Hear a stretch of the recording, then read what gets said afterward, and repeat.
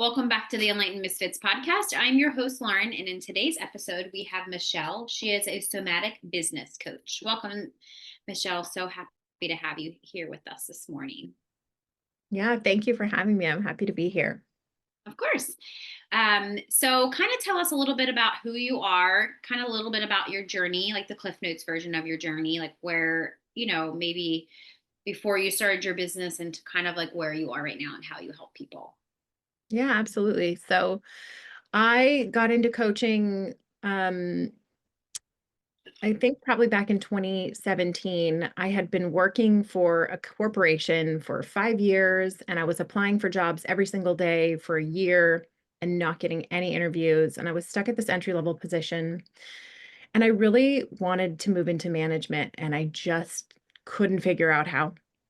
So I hired a coach, and within a few months, I was able to get into a management role. I was running a private neuropsychology practice. I mean, it was like everything just exploded in the best way possible. And all throughout my life, I've loved psychology and people. And so I was a psychology major in college, but really realized that I didn't want to focus on pathology. So when I found coaching, it was like, wow, this is amazing. This is everything positive about psychology without all the negative pathologizing of everything. And the reason that I actually started this business, my business, ND Coaching, is because I got an autism diagnosis at 27, which was a complete blindside for me. I had no idea that that would come up. I had friends, I had a boyfriend. I like didn't present the way that I thought autistic people presented, so I didn't believe it. So long story short, I ended up starting this business in the very beginning to serve late realized autistic women. And over the years, I'm a manifesting generator. It has pivoted and changed. And now I'm working as a somatic business coach, helping other coaches who are really struggling to hit those 10K months, get out of the 7 by 12 jail cell of working 7 days a week, 12 hours a day, and still not making 10K a month, to regulate their nervous systems so that they can actually do that on a consistent basis. So I love that. And that was one of my questions that I wanted to kind of, for the people that don't know, or they probably do know, maybe not. When you say this 7 by 12 jail cell, what does that look like? Kind of like describe what that looks like from, let's just say, like the perspective of your nervous system. Yeah, I mean, I can speak from personal experience. When I was 9 months into business, I burned out because I was working 7 days a week, 12 hours a day. Every single day, I was working from the time I woke up to the time I went to sleep. I didn't have a regular sleep schedule. Um, I was just doing everything that I'd been told is how you run a business Mm. from the coach that I was working with, that just did not align with my sensitive nervous system. And I went into a really deep burnout. And that's what happens when you're running your business from a place of hustle and a place of urgency and just this very masculine energy. And you don't actually honor your own nervous system or your high sensitivity or how you actually need to do your business, how you need to run your life. And you have to honor those rhythms. And so, really at about month 9, I completely burnt out and couldn't really work in a meaningful way for the next couple of years because I was recovering from this burnout. I had to change my diet, my lifestyle, my relationships, I started exercising more. I really changed everything. And when I did that, that's when I was able to have the capacity to show up for my clients. And now I'm getting consistent clients. So it's been a complete 180. Now, when you talk about your of course, I have to bring up human design. So, when you talk about your manifesting generator, did you find out when did you just find out about this? Did you kind of do this through your journey of burnout? When did you find out about being a manifesting generator?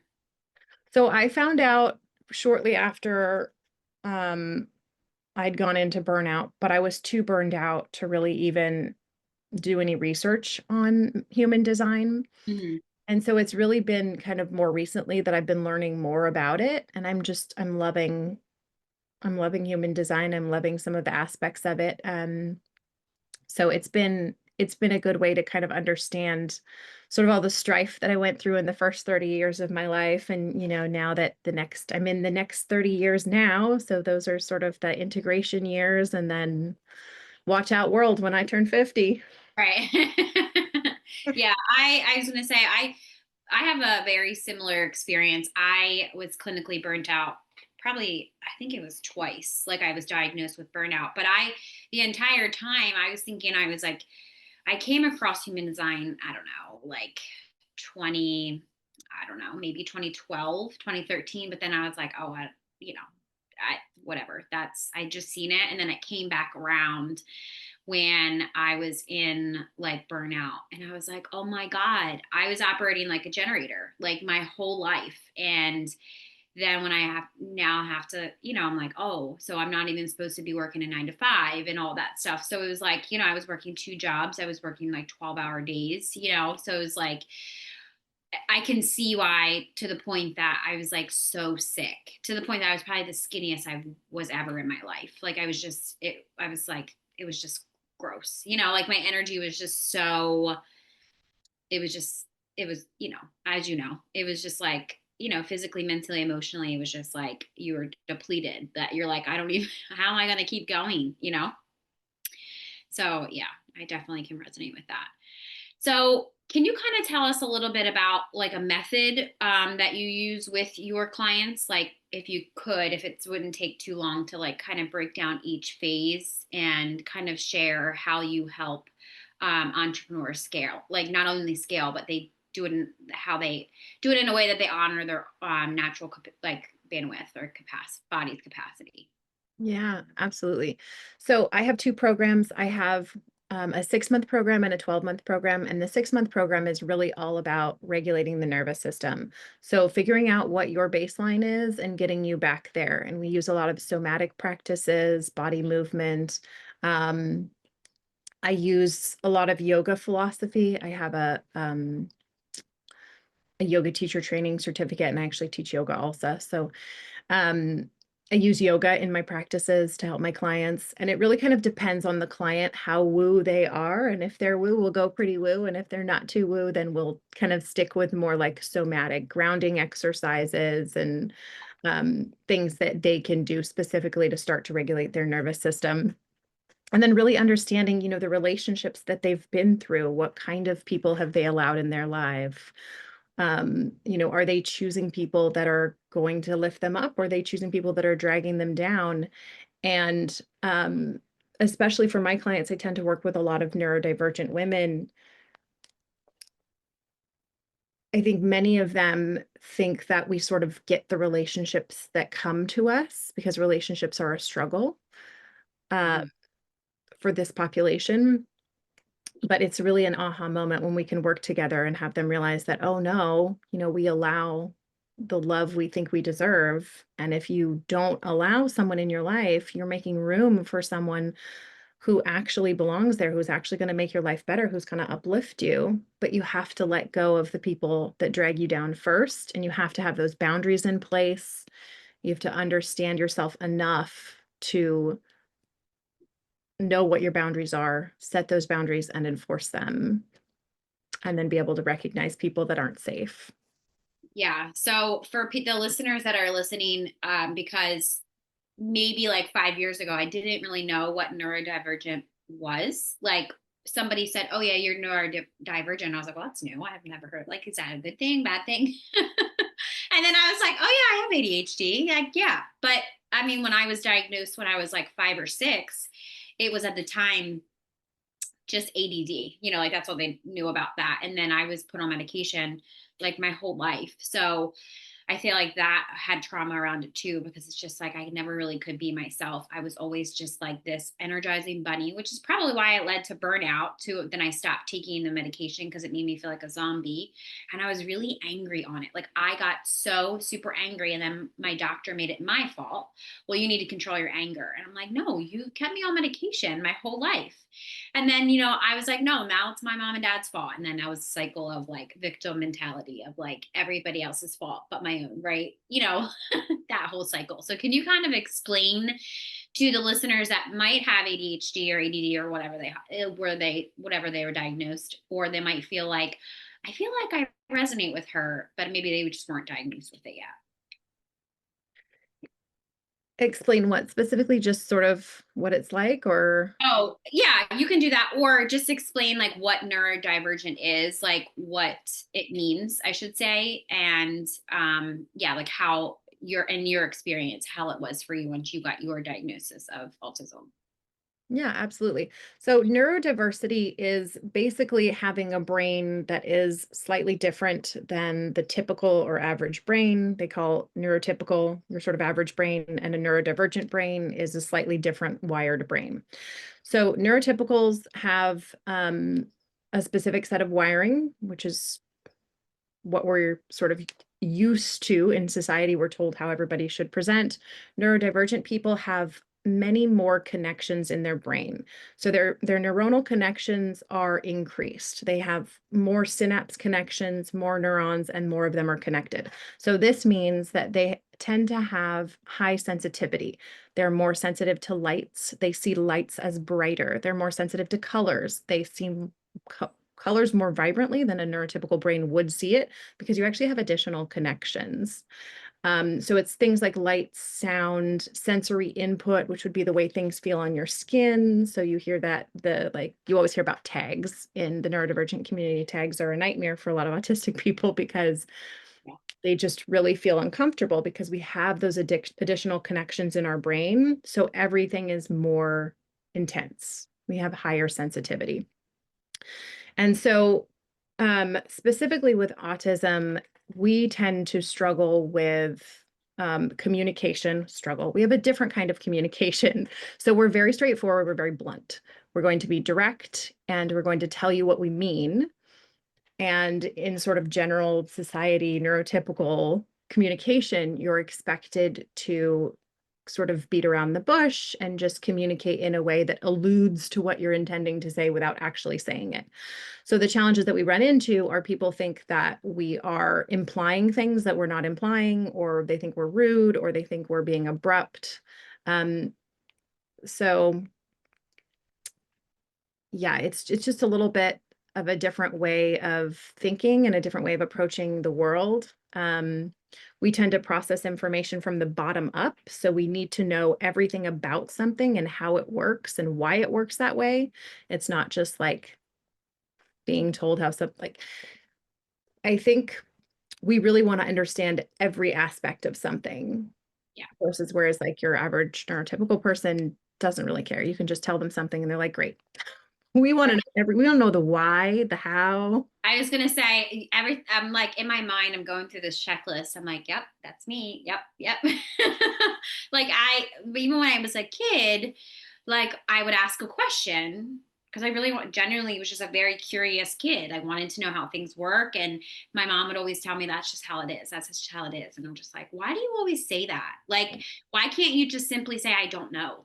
Or let me find it out for you. And it was just kind of like how she was wired, which is fine. That's who she is. But yeah, the one thing that is really, it still bothers me to this day, if I hear somebody eat or drink, oh my God, the Yeah. sound, I'm like, I could kill you right now. I do it Yeah. like my husband, like my daughter was drinking the other day. I'm like, stop it. Like, or like, same thing. And I feel like my husband probably does it more to like agitate me because he drinks normal. And all of a sudden when he like wants to agitate me, it's like louder. And I'm like, stop. You make me this cringy feeling. So yeah, I'm like, when you were like listing off all this stuff, I was like, oh yeah. Yeah. I also Yeah. feel like it's a huge superpower, especially being an entrepreneur. I feel like, I feel like when I was like in school, it was kind of like I tried to hide different stuff. And it's like now all the people that thought I was weird or whatever, or like different, it's like there's so many other people now that are coming out and like talking about their stories. And like, I feel like it's now like I use my ADHD now as like a superpower because it makes I like to be different. I've always liked to be different. And I feel like for anybody like that has autism or ADHD or like on the spectrum, whatever it is. I feel like it, they're really smart people, like really smart. And I feel like that isn't really talked about much. So thank you for being vulnerable and sharing your story because it's Yeah. much needed. And I feel like it's probably why you're so successful in your business too, because you're creative, you're a coach. And I feel like sometimes, somebody that has like like a normal brain or like, that doesn't make them not successful. But I feel like compared to somebody that is neurodivergent, they might do different things to regulate their nervous system. But I feel like if you stick them side by side and you tell them to do this and you give them all the things they need to do, I'm sure the neurodivergent person is going to get done faster and much better. Just in my opinion, not that it's because I know this, it's just because that's kind of like how it is. Yeah, we have hyper focus and we can be monotropic and just really focus on one thing at a time. Yeah. So that can be really beneficial once you get through school. Yes. Yeah. In school, it can be a little difficult, but yeah, once you get through school, that definitely can.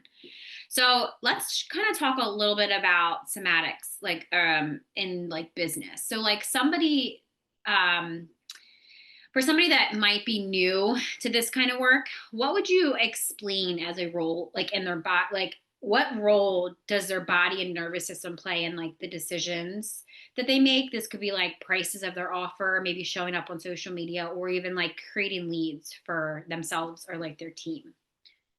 Yeah, so your body is really the foundation of your business. Your nervous system is the foundation of your business.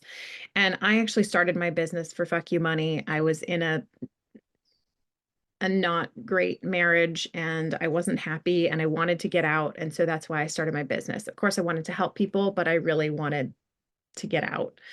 So I was like, I'm going to become a coach. I'm going to invest in this and I'm going to do it.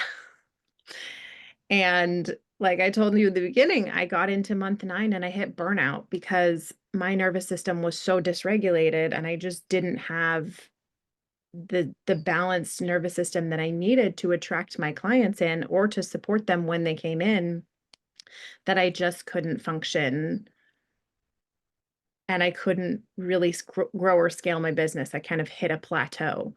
So it wasn't until I really started regulating my nervous system by, choosing healthier relationships, changing my diet, increasing my exercise, really just doing holistic self-care and becoming selfish. Because I think for a lot of women, especially those who are neurodivergent or who are highly sensitive or who are raised, to give to everyone else first and put yourself on the back burner and take care of you last. And especially for moms, because this is a part of motherhood.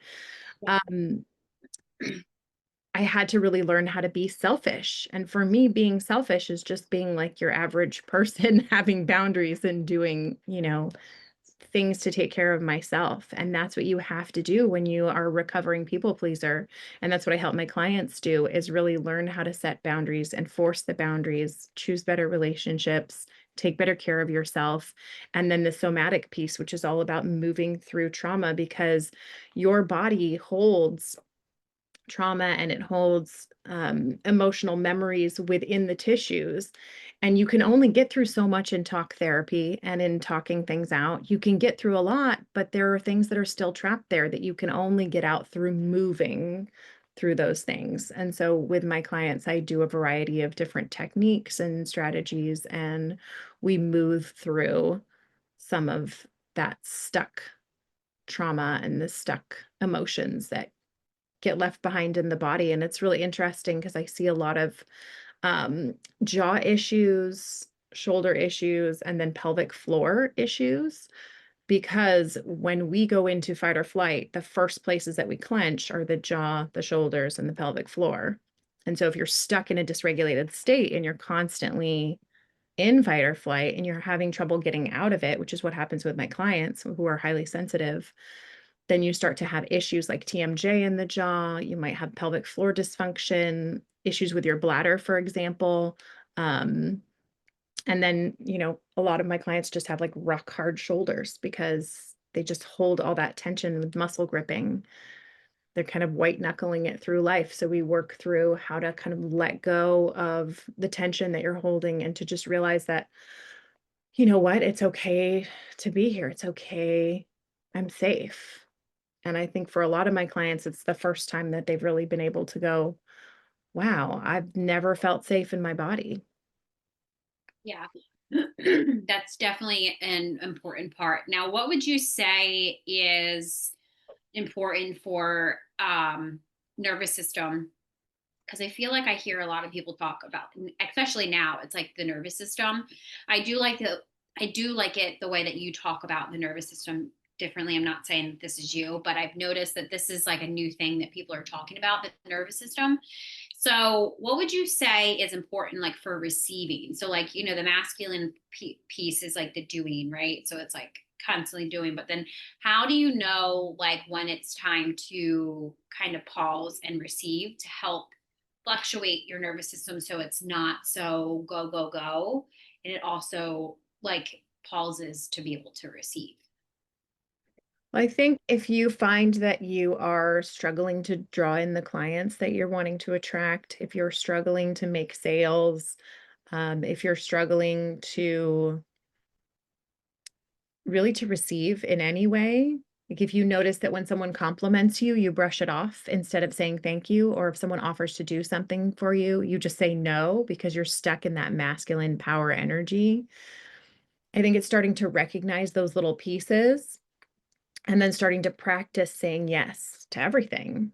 If someone offers to help you to your car with your groceries, say yes. Yeah. Practice receiving because it is a vibration, it is an energy, and we do have to practice it.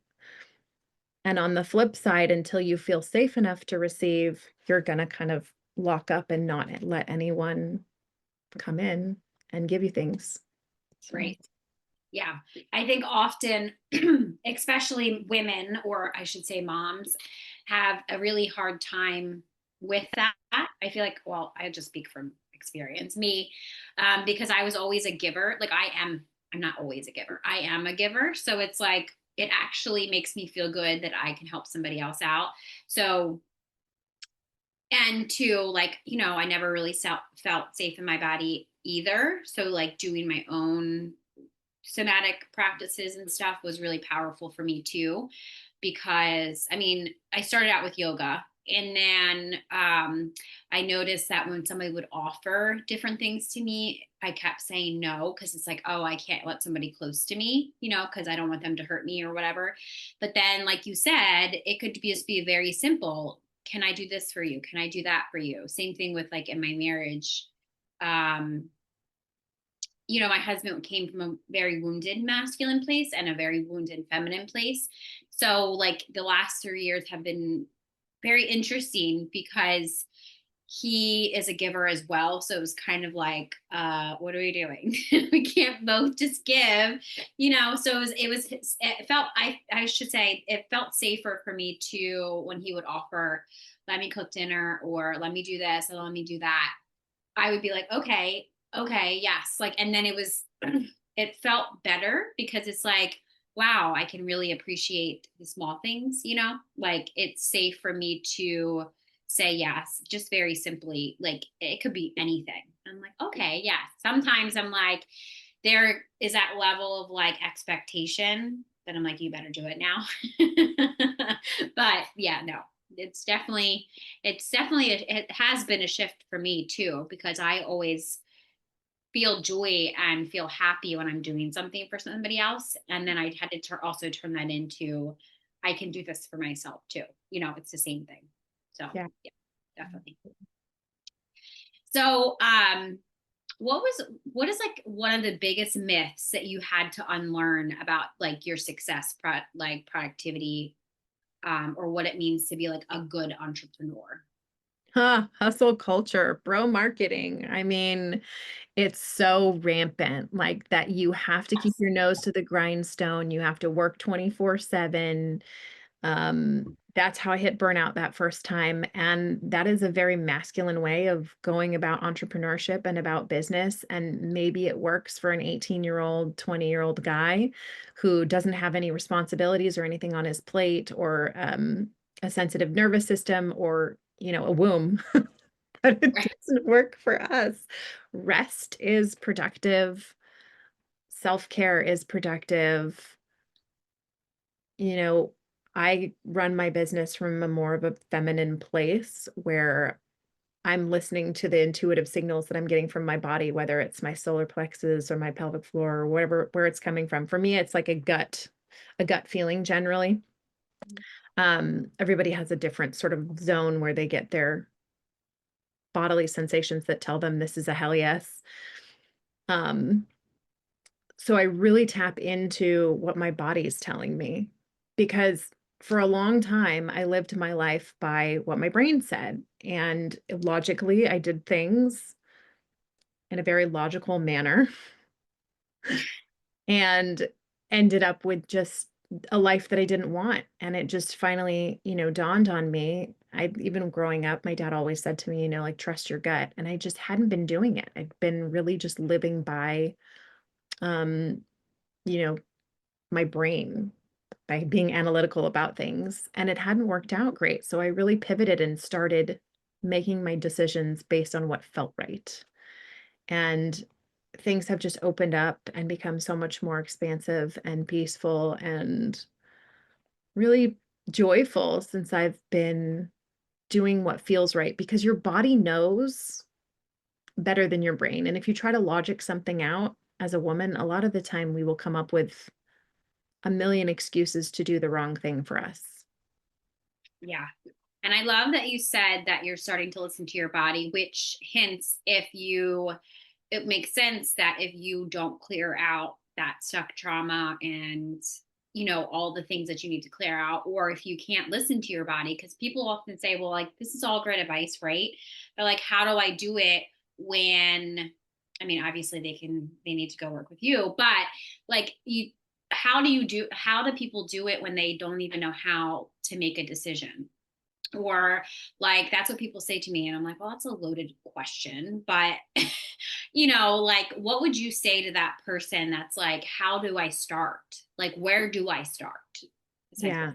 Yeah. So, I mean, I've been there and I've seen my clients there. And I think for a lot of highly sensitive women, we become people pleasers and we learn how to take care of everyone else and how to make everyone else happy. And we lose track of what we like, what we don't like, what makes us happy. And we just feel like our personality sort of evaporates and that can happen. And then you wake up one day and you go, who am I? What do I like? I don't like this thing that I've created, this life, and I want something different. So what I recommend to my clients is that they start with their childhood memories of joy. What brought them joy when they were a little kid? Did they love being outside playing in the mud? Were they really into Barbies? Was it like doing science experiments with baking soda and vinegar and watching you know, watching it bubble up or something? Did that make them happy? So going back to those childhood moments where you found the most joy and starting to tap into really getting back to practicing things that made you happy when you were a kid. Maybe it was dancing. Start dancing again, even if it's in your bathroom, with the door locked so that nobody sees you doing it and headphones in. Just sort of tapping back into what made you happy when you were a kid can really help you to recapture some of that joy and to start to reconnect with who you are and what makes you happy, because that's sort of the foundation of figuring it out. Yeah, we have to have more fun. I feel like I always remind myself, like we have to have more fun. Just like my daughter, like the last couple of weeks have been really busy for me, which is great. But at the same time, my daughter's like, can you come play with me? And like I almost wanted to say, no, I have to work. But then I was like, sure, I'll come play with you. So it's like she's like reminding me, like, mom, you should have more fun, or like come play with me. So I definitely, my daughter's like a great reminder of that. I mean, she's gonna have a rude awakening when she has to go to kindergarten. She thinks she's gonna be going playing, but we'll get there. We will get there. Yeah. So before we wrap up, is there like one nugget of wisdom that you can share with our listeners? Yeah, I think, if you've felt like you were different your whole life and you didn't really know why, then, maybe you have a different kind of brain, and that really is a gift. I know you called it a superpower, but it's something that makes you unique, and it gives you a lot of really unique skills that other people don't have. So you might want to lean into that and, follow your passions and listen to your intuition. And if you need support, then reach out to someone who can support you. Well, thank you so much for joining us on today's episode with Michelle on the Enlightened Misfits podcast. If you enjoyed today's episode, don't forget to subscribe. Make sure you check out her links in the description box if you're watching this on YouTube or listening to this just on whatever platform that you listen to your podcast. Leave a review and then share this with somebody that you feel that would gain knowledge from listening. Stay tuned for more captivating conversations in the future. I hope you have an amazing rest of your week, and I will see you next week.